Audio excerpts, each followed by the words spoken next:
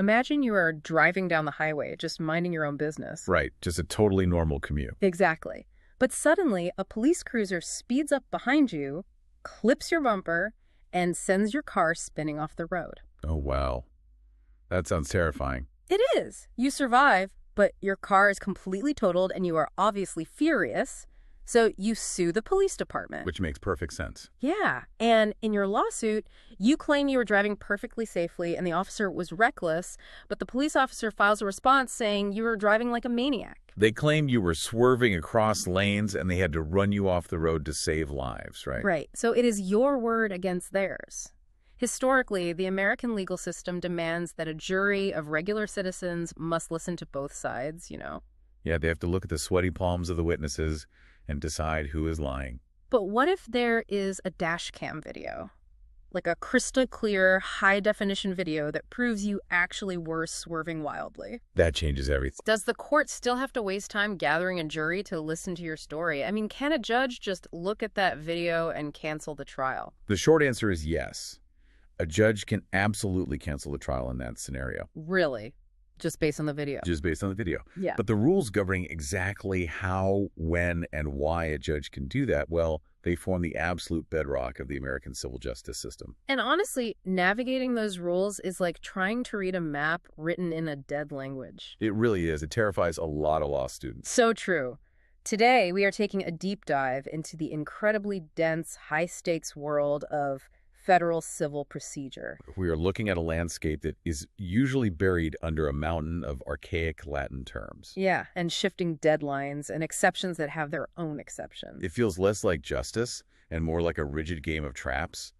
I mean, one missed deadline, and your client's entire case evaporates. Regardless of how much they deserve to win, right? And we know that you, the listener, are right in the thick of this anxiety. We know you are preparing for the MBE, the Multi-State Bar Examination. And we also know that for many of you, English is your second language. Studying for the bar exam is brutal enough without having to decipher 19th century legal jargon. Exactly. So today, we have a very specific mission for this deep dive. We are going to take these highly technical civil procedure rules and translate them into simple, everyday English. No confusing terminology unless we define it plainly first. Which is the best way to study it anyway, right? Yeah, civil procedure is not magic. It is just a set of instructions.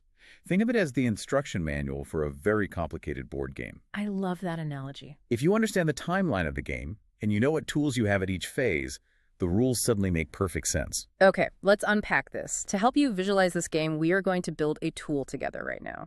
A mind map, right? Yes. I want you to imagine a mind map in your head. Picture a massive blank whiteboard. Right in the dead center, write the word lawsuit. That is our starting point. Yeah. Everything flows outward from there. From this center, we are going to draw 4 main branches. These branches represent the chronological timeline of a case. Branch 1 is ending it early.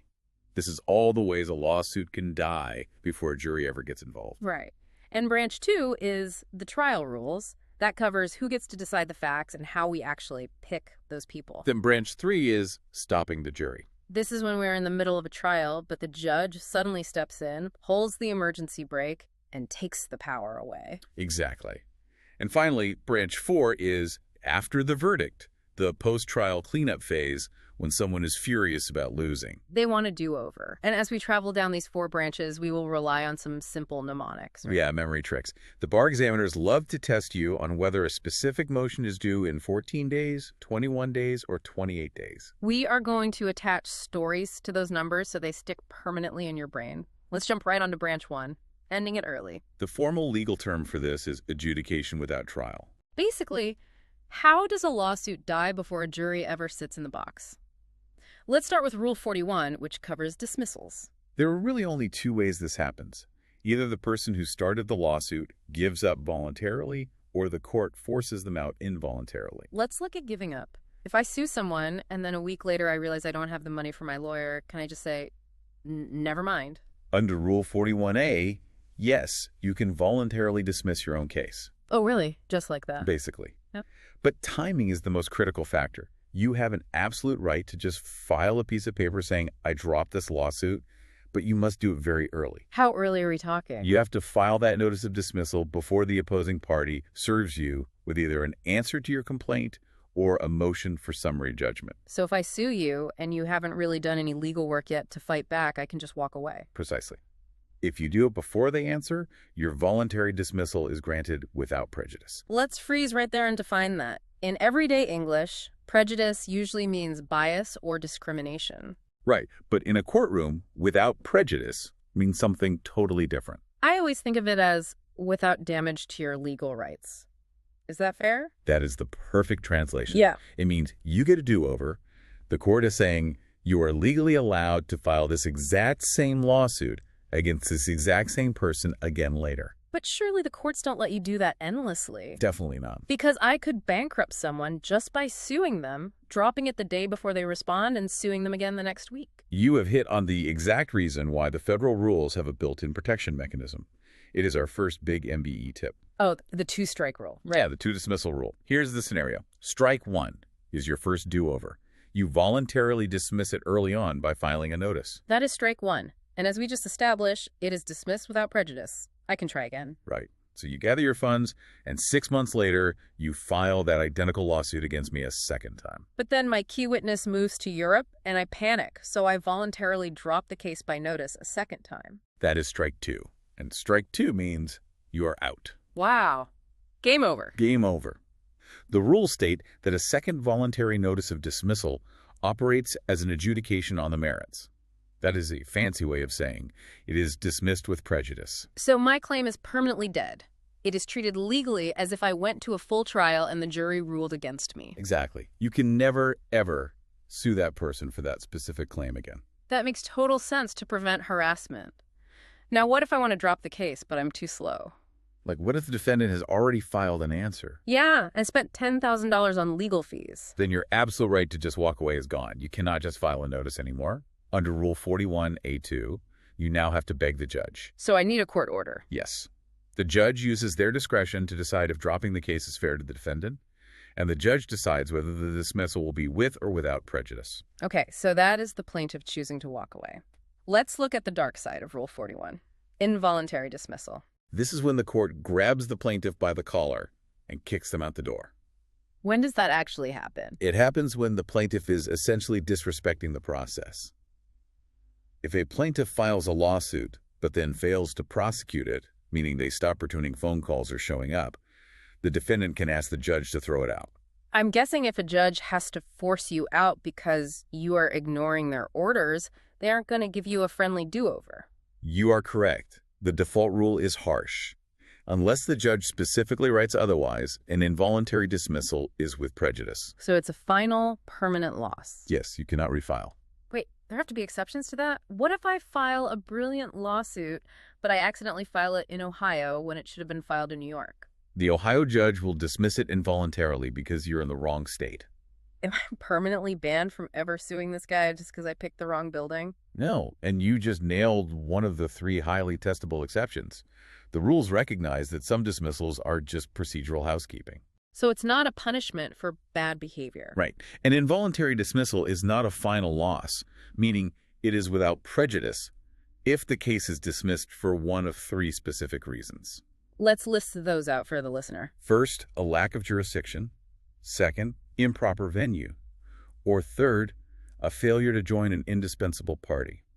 So basically, if the court says, we don't have jurisdiction or this is the wrong venue, they aren't grading your homework. Exactly. They aren't saying your facts are bad. They are just telling you that you are in the wrong classroom. Go find the right classroom and you can try again. Exactly right. Okay, let's flip the script. We've talked about the plaintiff messing up. What if the plaintiff does everything perfectly? They draft a beautiful complaint and hand the documents directly to the defendant. But the defendant simply doesn't care. They throw the lawsuit in the trash, turn off their phone, and go on vacation. You are talking about Rule 55, default and default judgment. Let's start with the ticking clock. How long does a defendant have to respond?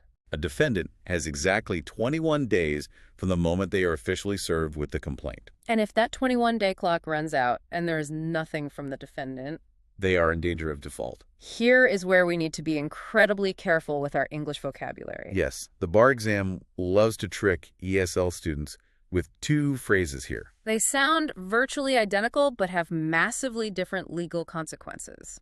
Entry of default and default judgment.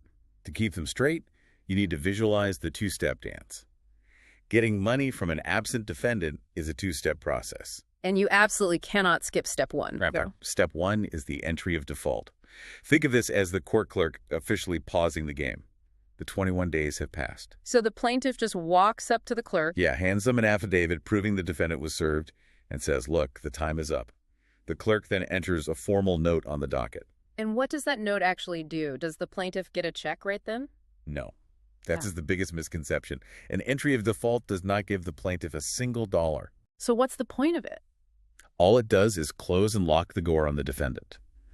It cuts off the defendant's right to file an answer and fight the allegations. So the court is saying, you missed your turn to speak, so we are assuming everything the plaintiff said is true. Exactly. But the plaintiff still has to actually ask for their prize, which brings us to step two. Right. Step two is the default judgment. This is the official binding legal order from the court that forces the defendant to pay up. Yes. So the plaintiff goes back to the courthouse. Do they talk to the clerk again, or do they have to go see the judge for step two? That is a brilliant question and highly testable.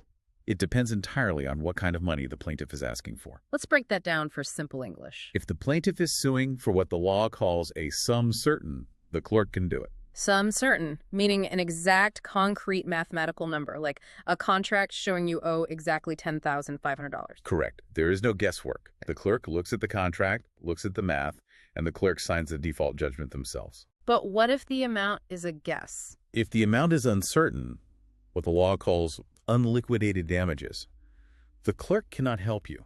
You have to go to the judge. Give me an example of unliquidated damages. Imagine you are suing because the defendant ran over your foot. You want money for medical bills, but also for pain and suffering. How much is a month of a throbbing foot worth? $10,000, $50,000. Exactly. A court clerk isn't qualified to just invent a number for human suffering, so the plaintiff has to apply to the judge. And the judge holds a hearing to figure it out. Yes, and there's a strict cap. The final judgment cannot exceed what the plaintiff originally asked for in their complaint. Makes sense. Let's talk about forgiveness, though. What if a defendant misses the 21-day deadline because they were in a coma?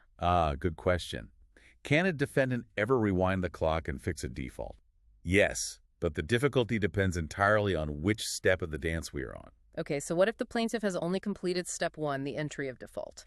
It is relatively easy to fix. Under Rule 55C, the court can set aside an entry of default for good cause. So a coma would definitely be good cause. Absolutely.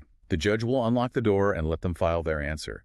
But if the plaintiff has already finished step two, things get incredibly difficult. Because a default judgment is a final order. Yes. Our entire legal system relies on finality. To set aside a final default judgment, good cause is not enough. You have to meet the stricter guidelines of Rule 60B, right? Yes. You have to prove excusable neglect, newly discovered evidence, or fraud. The bar is raised massively. So the lesson is, if you get sued, do not ignore the paperwork. Never. Okay, we are still on branch one, ending it early, but we have arrived at the absolute giant of civil pretrial motions. Rule 56, summary judgment. If you're going to master one rule for the MBE, it is summary judgment. Okay, lay the standard on us. Under Rule 56C, a judge should grant summary judgment if the moving party shows there is no genuine issue as to any material fact, and the litigant is entitled to judgment as a matter of law. Let's aggressively apply our ESL translation to those big words. No genuine issue of material fact. I need to understand exactly what that looks like. A material fact is a fact that could actually change the outcome of the lawsuit. For instance, in a car crash case, the color of the traffic light is a material fact. But the color of the plaintiff's shirt is not. Exactly. A genuine issue means there is a real, legitimate fight over that fact. So if I say the light was red, and you swear under oath the light was green, that is a genuine issue of material fact. Yes, and because there is a fight over a fact, a jury is required. Their job is to decide who is telling the truth. But if both of us agree the light was red, there is no factual dispute. There is nothing for a jury to figure out. Precisely. The judge steps in and says, we are ending this now. This standard was famously cemented in a Supreme Court case called Anderson v. Liberty Lobby. How does the judge figure out if there is a real fight before the trial even starts? There are no witnesses sitting on a stand crying or pointing fingers yet. The judge relies on paper. It is a war of paperwork. The parties submit affidavits, deposition transcripts, and documents. Let's define affidavit to be absolutely clear. An affidavit is a formal written statement where a person promises, under penalty of perjury, that what they are writing down is the absolute truth. But there is a very strict rule for the MBE here, right? Yes, affidavits must be based on personal knowledge. Meaning, I can't submit an affidavit that says, my neighbor's cousin told me he saw the defendant run the red light. Exactly. That is classic hearsay. The judge will throw that affidavit in the trash. It must be what you personally saw or heard. Let's talk about the mechanics of how this argument happens. You don't just dump a pile of paper on the judge's desk. No, there's a specific shifting of burdens. I want to use an analogy. Let's think of this argument like a giant scale of justice. That is a great visual. The party asking for summary judgment, the person who wants the case thrown out, has to put weight on the scale first. They have the initial burden of production. Yes. So the defendant drops a 50-pound weight of evidence on their side of the scale. Like an affidavit from a mechanic saying the brakes were perfect and a deposition saying the plaintiff was texting. The scale slams down on the defendant's side. What happens to the plaintiff? The burden now shifts. The Supreme Court case Celotex Corp v. Cotret is the landmark ruling on this. What did Celotex dictate? It says that once the moving party puts that massive weight of evidence on the scale, the opposing party cannot just stand there with their hands in their pockets. They have to step up and drop their own weight on the scale to make it bounce back. Yes. They must set forth specific evidence showing there actually is a real fight for the jury. If the plaintiff produces an affidavit from an optometrist saying the bystander is legally blind, they have created a genuine factual dispute. Exactly. Summary judgment is denied and the case goes to a jury. But what if the plaintiff doesn't have any evidence? What if they just say, well, I promise at trial I'll find a witness? Then they lose. The judge grants summary judgment and the lawsuit is over. Now, how does the judge read all these competing papers? Do they just pick the side that looks more professional? No, absolutely not. The judge is legally forbidden from weighing credibility at this stage. So they have to look at it in the light most favorable to the non-moving party. Yes. It means the judge must resolve all doubts in favor of the person trying to keep the lawsuit alive. If the plaintiff says the light was green and 3 nuns say the light was red, the judge has to assume the plaintiff is telling the truth. Yes, for the sake of the motion. Evaluating truthfulness is exclusively the jury's job. Okay, but this brings us all the way back to the hook of our deep dive, the dash cam video. You brought up a phenomenal real-world case called Scott v. Harris. Scott v. Harris is a brilliant limitation on the rule we just discussed. In that case, Victor Harris was paralyzed after Deputy Scott rammed his car during a high-speed chase. Harris sued for excessive force. He swore he was driving safely using his blinkers. And the officer said Harris was driving recklessly and was a deadly threat. Under normal rules, the judge would have to assume Harris was telling the truth and let a jury decide. But there was a dash cam video from the police cruiser. Yes, and the video completely, utterly destroyed Harris's story. It blatantly proved Harris was swerving wildly and running red lights. So what does a judge do? Do they put on their blinders and force a trial anyway? The Supreme Court said no. Justice Scalia wrote that when a plaintiff's story is so blatantly contradicted by objective video evidence that no reasonable jury could believe it, the court shouldn't adopt that fake story. The scale is so broken by the video evidence that the plaintiff's written affidavit means nothing. Exactly. Summary judgment was granted for the police officer. That makes profound logical sense. Now let's talk timelines. When does this giant paper war happen? Here is your mnemonic for the MBE. 30 days after discovery. A party can file for summary judgment up until 30 days after the discovery phase ends. And what if the defendant hits you with a motion, but you haven't finished getting your evidence yet? Under Rule 56D, you can tell the judge you need more time to gather specific facts, and the judge can pause the motion. Brilliant. One more quick thing on Branch 1. Declaratory judgment. What on earth is this? A declaratory judgment is a unique tool where the court tells the parties what their legal rights are, but doesn't award money or order anyone to do anything. I always think of this as asking a referee for a rule check before you throw a punch. You just want to resolve uncertainty before a massive lawsuit explodes. That analogy is spot on. Imagine you and your business partner have a massive contract and you disagree on what a paragraph means. I don't want to just make a move and hope I don't get sued for $1 million. Right. So you go to a federal judge and say, can you look at this paragraph and declare what it legally means? Very efficient. Can I do this for any disagreement? There must be an actual controversy, and federal courts generally won't issue declaratory judgments concerning federal taxes. Good to know. Okay, take a breath.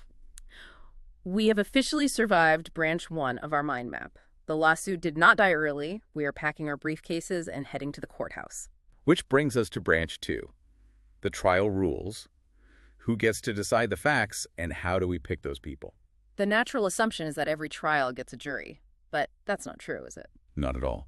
Under Rule 38, the Seventh Amendment preserves the right to a trial by jury, but only for suits at common law.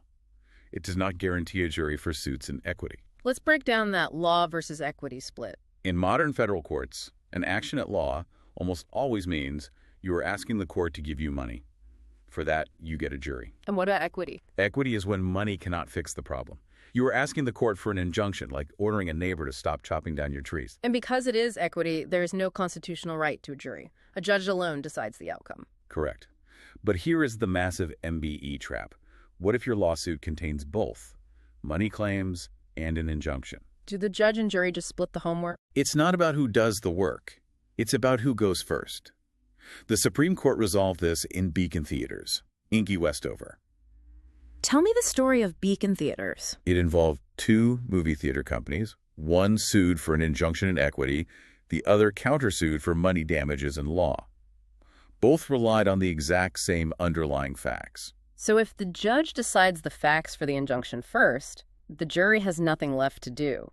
The judge would have stolen the jury's job. You hit the nail on the head. Yeah. In Beacon Theaters, the Supreme Court ruled that the jury must go first to protect the Seventh Amendment. The jury gets the absolute right-of-way. Yes. They decide the facts for the money claims, and then the judge is bound by those facts when deciding the equitable claims. That is a phenomenal rule. Now, you don't just get a jury automatically, right? You have to ask for it. Yes. Here's your next mnemonic, the 14-day demand. You must demand a jury trial in writing within 14 days after the last pleading is served. The last pleading usually being the defendant's answer. Exactly. If you forget, you waive your right entirely. Okay, we demanded our jury in time. Rule 48 governs the size. How many people are in the box? A federal civil jury must have at least 6 members and no more than 12, and their verdict must be unanimous. Every single juror must agree. What about alternate jurors? TV shows always have a backup juror. This is a classic trick. There are no alternate jurors in federal civil rules. None. Wait, really? What if someone gets sick? The judge dismisses them. As long as there are at least 6 jurors remaining, the trial continues, and those remaining render the verdict. Good to know. Let's talk about how we pick these people. The selection process is called voir dire, right? Yes, meaning to speak the truth. The lawyers ask questions to uncover hidden biases, and they have 2 weapons to kick people out. The first type is a challenge for cause. Right.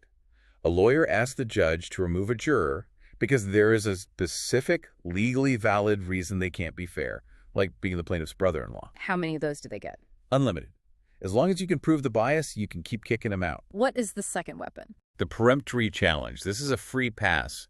You can strike a juror without giving any reason at all. Because it's a superpower, it must be limited. Highly limited. Yeah. In federal civil trials, each side only gets 3 peremptory challenges. But hold on. What stops a malicious lawyer from using those 3 strikes to remove every black or female juror? That is the one massive constitutional limitation. You cannot use peremptory challenges to discriminate based on race or gender. What cases establish that? Edmondson v. Leesville Concrete Co. for race, and JEB v. Alabama for gender.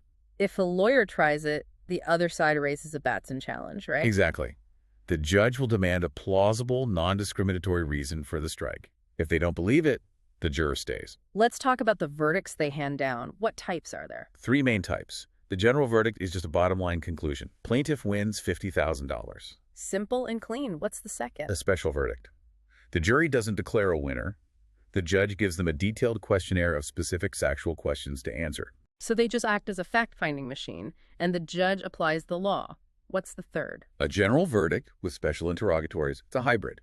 They say who wins, but also answer specific questions to make sure they didn't get confused by the law. Okay, nightmare scenario. Jury misconduct. What if a juror lies to get on the jury? The leading case is McDonough Power Equipment v. Greenwood. A juror stayed silent when asked if anyone in his family had suffered a severe injury. And he actually had a son who was severely injured, right? Yes.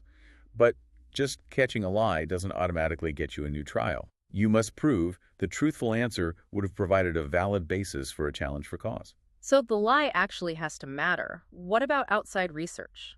Like a juror Googling the intersection where a crash happened. Strictly forbidden. It could trigger a mistrial. But how does the judge find out? Jurors are sworn to secrecy. Normally, a juror cannot testify to impeach their own verdict, but there is an exception if extraneous prejudicial information was brought to the jury's attention. So they can tattle on another juror who brought in a Wikipedia article. Exactly.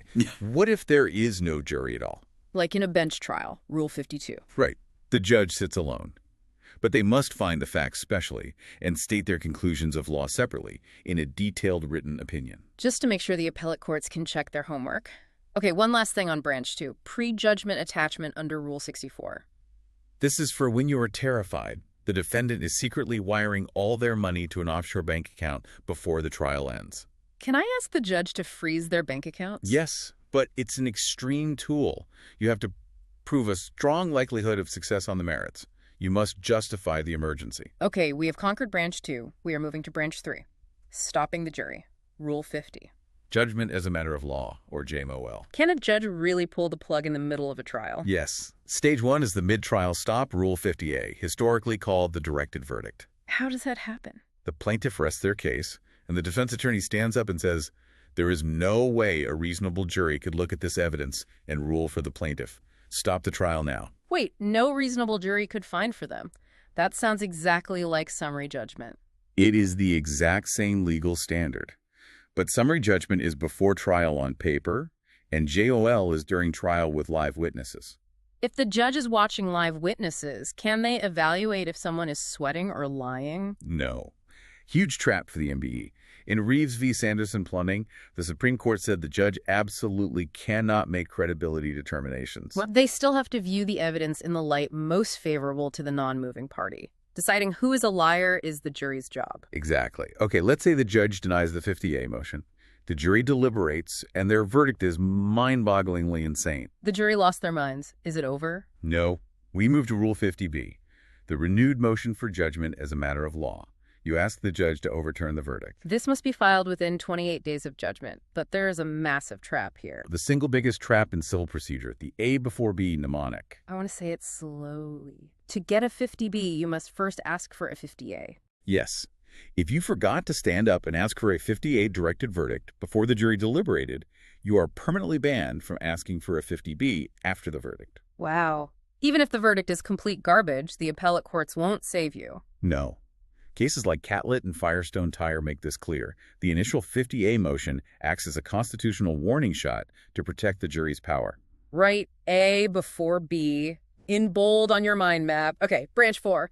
After the verdict, let's start with costs and fees. Under Rule 54D1, the winner is automatically entitled to recover court costs from the loser. But does costs include attorney fees? No. The American rule dictates that you pay your own lawyer unless a specific statute or contract says otherwise. What if the defendant tried to settle before trial, but the plaintiff was greedy? The Rule 68 settlement trap. Let's say defendant Dan offers plaintiff Paul $100,000 to walk away 14 days before trial. Paul refuses, goes to trial, and the jury awards him only $50,000. The trap snaps shut. Paul won the case, but his judgment is less favorable than the settlement offer. So Paul has to pay all of Dan's court costs incurred after the offer was made. That is a brutal penalty for being stubborn. It forces parties to realistically evaluate their cases. What else happens post-trial?